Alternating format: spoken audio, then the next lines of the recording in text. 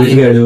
మొత్తం అంతా వెతికితే మొత్తం కంపు ఎక్కడి నుంచి వస్తుందో చూసాము. చూస్తే మీ మంచం దగ్గర నుంచి వస్తుంది.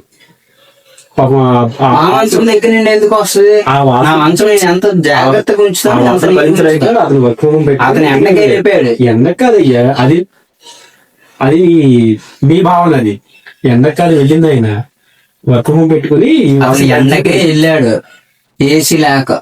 ఏసీ లేక కాదు, ఎండకే కాదు, వాసనకి వెళ్ళిపోయాడు ఆయన. చెప్పాను నీకు, చెప్పాడు. మంచిది. వాసన వాసన భరించలేక వెళ్ళిపోయాడు. వాసన నేను కూడా ఎంతో ధైర్యం చేసి దగ్గరికి నువ్వు ధైర్యం చేసి వచ్చావు. ముక్కులు బద్దలైసిపోతున్నాయి ఇప్పుడు మాకు. ముక్కులు నా బద్దలైసిపోతున్నాయి. దగ్గర నీకు స్మెల్ వస్తుందా? దయచేసి మా విన్నపం విని ఏంటి విన్నపం? కొద్దిగా అక్కడ ఒక రూమ్ ఉందయ్యా మనకి, దాన్ని వాష్రూమ్ అంటారు. షవర్ ఉంది దాంట్లో.